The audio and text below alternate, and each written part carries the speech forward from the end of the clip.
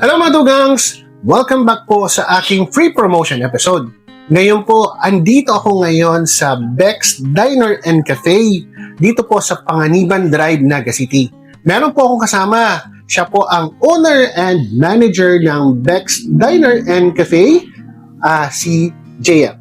So, Ay, mga tugang. yan. So, JM, tanong ka lang, paano ba to nag-start na tong business na to? Actually, Bex Diner and Cafe, nag-start siya since 2025.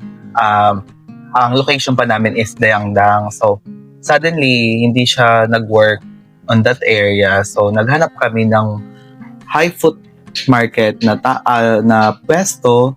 So, yung friend ko, andito siya ngayon, may in-offer siya sa akin na pwesto, which is eto. So, yung business partner ko, napag-isipan namin na why not i-develop namin yung place kasi isa lang siyang typical na milk tea shop na nag-offer lang ng all drinks. So, sabi ko, why not i-try natin mag-offer tayo ng mga foods and i-elevate natin yung mga drinks, like if ever merong mga non-coffee, mag-elevate tayo or something unique na product. So, ando na yung pinasok namin yung food and beverages.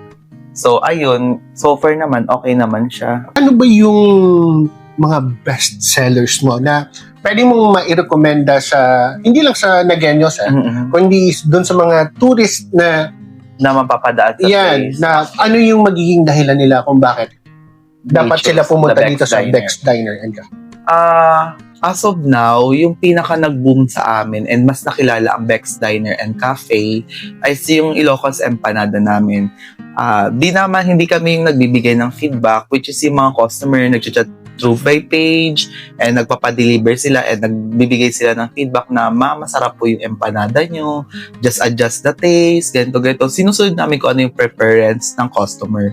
So hanggang sa nag-develop kami ng isang recipe, which is ang una niyan, ang kwento ng empanada is craving namin siya ng mga friend ko, tapos hanggang sa yung craving na yon, na-i-post ko siya by my day, and then yung picture ko na owner din siya ng coffee shop, which is yung BS Cafe sa may Deca.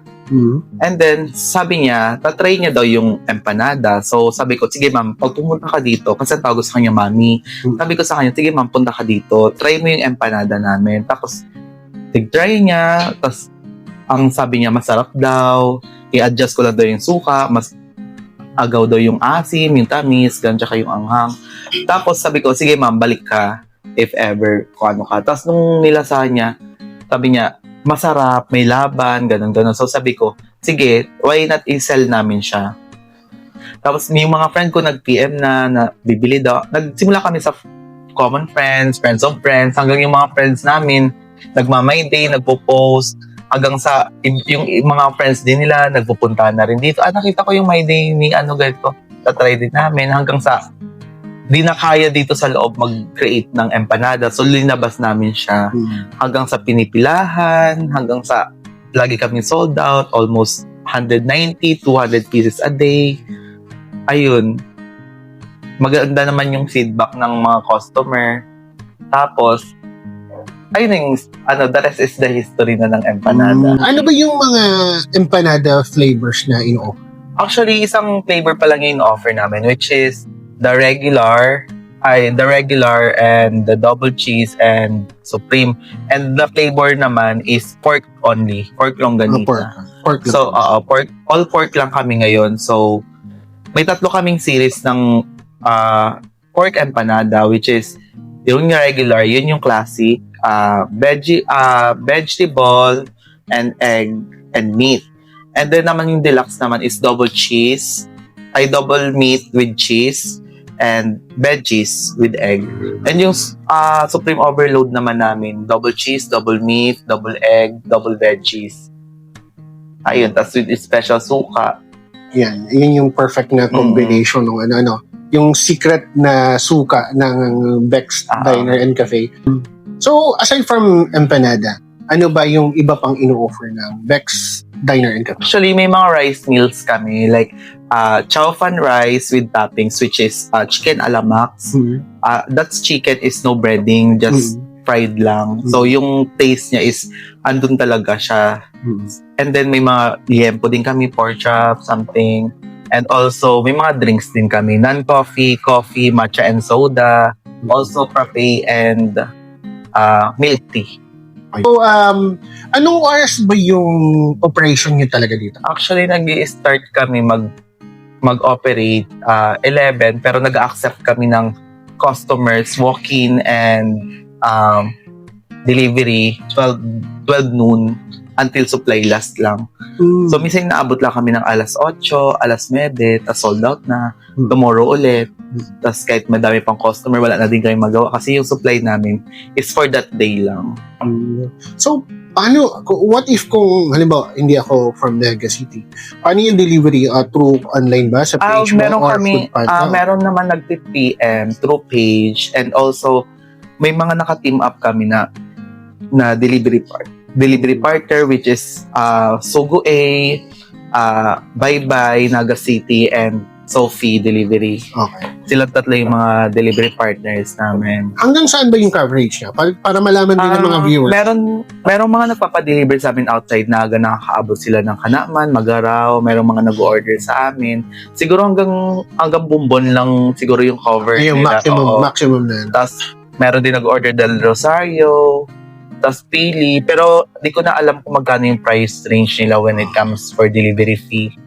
So, kung halimbawa ako yung mag-order ng empanada, dapat ba doon sa page nila o doon sa page mo or doon dapat doon Actually, ang nangyayari is nag-PM sila through page and minsan dinadirect ko na mismo sa delivery partner namin para doon na sila mag-order, doon na sila mag-payment. Kasi may mga GC din kami, may group chat kami ng mga yung mga page ay yung mga delivery riders namin.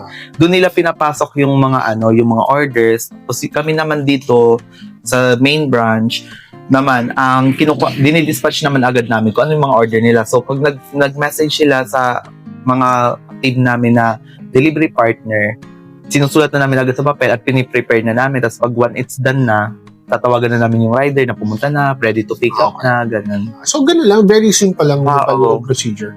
So yun sir, gusto ko i-invite mo sila sa Bex Diner and Cafe dito sa Panganiban.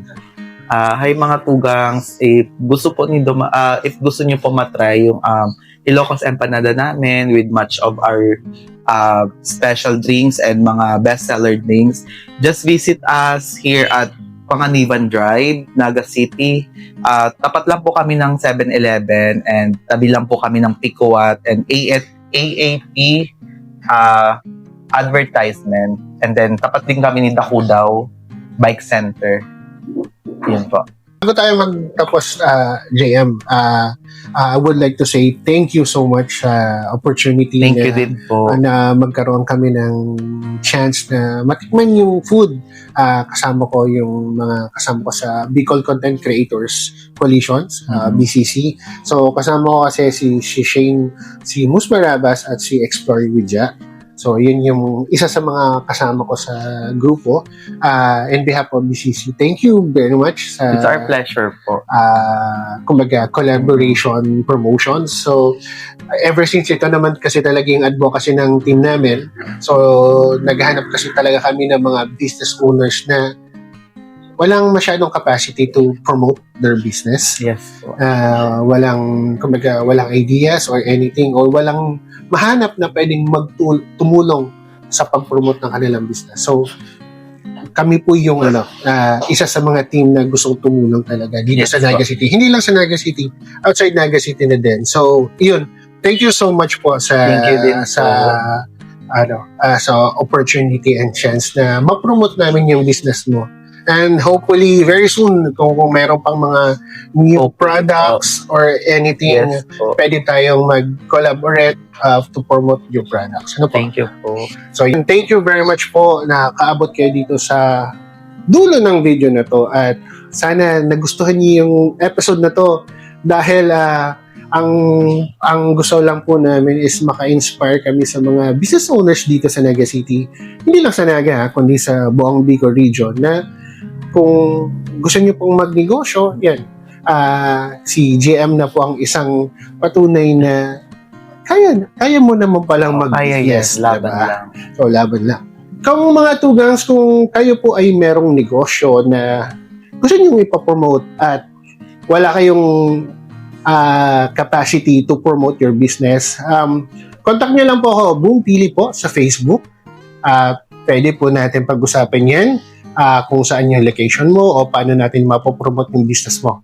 So, madaling-madali lang yan. No problem. It's for free po.